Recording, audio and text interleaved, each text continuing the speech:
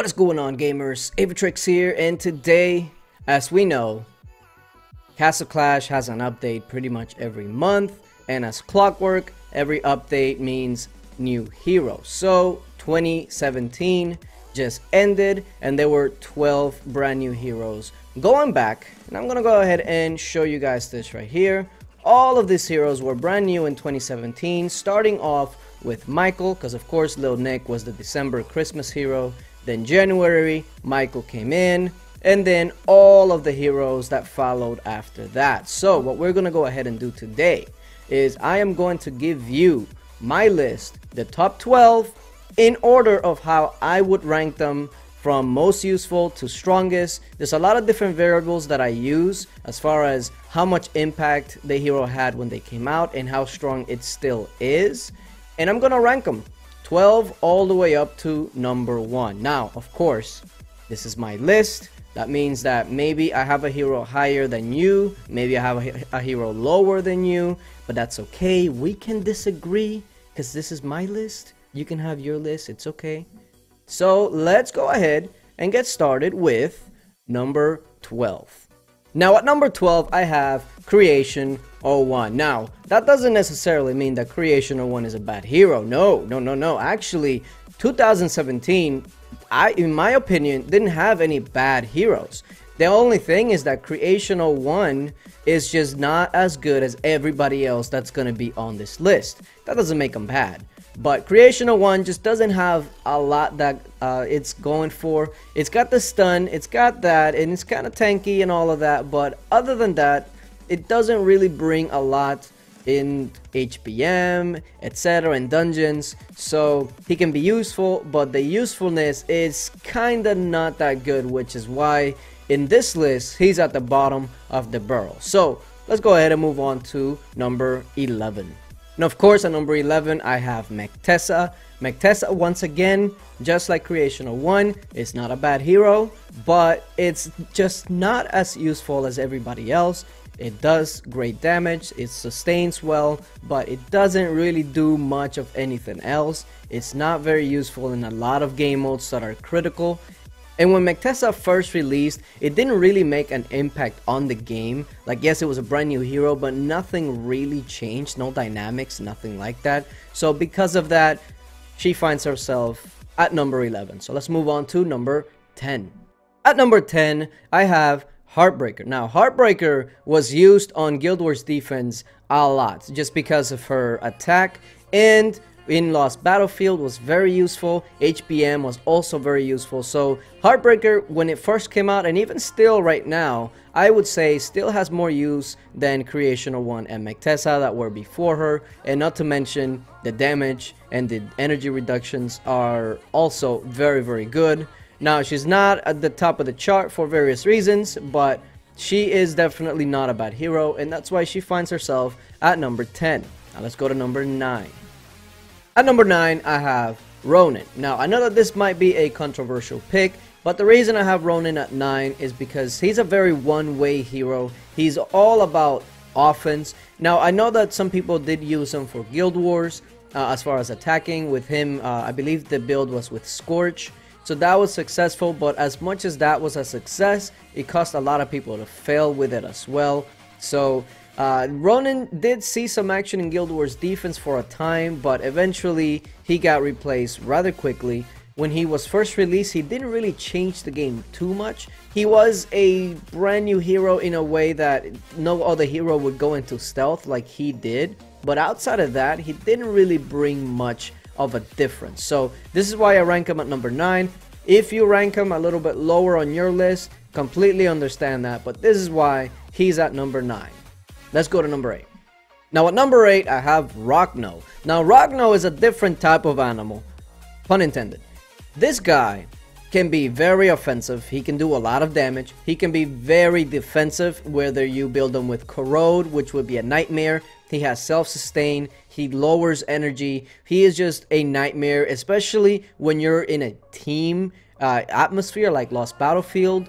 Even in Here Be Monsters, heck, even in dungeons, he could be successful because of his proc, his self-sustain, This guy is just a well-rounded hero, and there's so many ways that you can build them and actually be successful. Where you go 808 War God, whether you go Stone Skin, whether you go Corrode. There's just so many ways to build this guy that you could have almost put any talent on him and it would have been useful one way or another. So this is why I rank him at number 8. Now let's go to number 7. Now at number 7 we have the man himself, Michael. Now why do I have Michael at number 7? Well, first of all, his skill is amazing. A lot of people when he first released were worried that he was going to replace Pumpkin Duke, which is a staple of the game since pretty much the Pumpkin Duke released. But also because his Angel deals an insane amount of damage, even now, and his Deflect can just destroy your team by itself. Michael was a staple of Guild Wars defense even right now.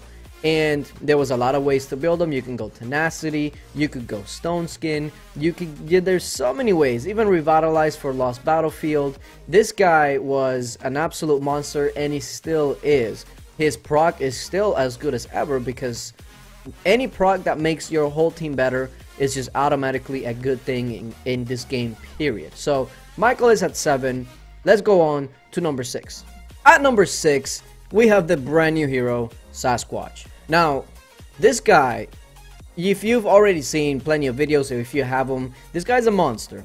Think Arctica, but with a Vlad type of proc. Instead of directional, he does it everywhere. A lot of damage, and he also has self-sustain. Not only that, he is more than likely going to be instrumental on coming HBM, and also dungeons, the insane dungeons, just because he freezes everything around him. That is going to be key, more than likely. Now, the other thing is, he can self-sustain. So if you're going to be doing HBM, if you're going to be doing Lost Battlefield, this is a skill that in a team atmosphere will absolutely turn a battle in a second. Now, he's not much of a one-on-one hero, but the fortunate thing is that this game is not built for one-on-one, because if that was the case, then Skull Knight would be like the king of almost everything. But it's not. This guy on a team atmosphere would destroy most things. So this is why he's at number 6. Now we're gonna get into the top 5 of the year. Let's go to number 5. At number 5 we have Athene, however you want to pronounce her name. She is amazing in pretty much anything. Not only is she going to increase your attack speed, but her proc does plenty of damage, and she's also going to give your heroes energy, which we all know that this game is driven by energy. If your heroes have no energy, you have no shot. So a hero that's going to increase your energy, absolutely, I'm down with that. If it increases attack speed, that means that your heroes are going to gain energy even faster, just like a Pumpkin Duke. Also, always down with that. So Athene, being a hero that will just complement your whole team, no matter what you're doing, no matter where you are, is one of those heroes that you always want to have. So she takes the number 5 spot. Let's go on and move to number 4. And at number 4 we have Walla Walla. Now I'm still searching for this guy, but not much needs to be said about this guy. Not only can he deal some decent amount of damage, his healing is incredibly OP, and everything that comes with him just benefits your team so much that Lost Battlefield, HBM, dungeons, anything will take advantage of Walla Walla. And it's one of those heroes that when he released, Guild Wars defense changed forever, especially now with the new talent that he can get energy over and over and over a few seconds. This guy is a monster. Now number 4, I think he could have been a little bit lower on the list, but I put him at number 4. Still, this guy was incredible, and it still is today. So let's go ahead and move on to the top 3. At number 3, you guessed it, Anubis. When this guy released, everything pretty much changed. Guild Wars changed, the way that you battled changed, everything. We had never seen a hero that would revive twice.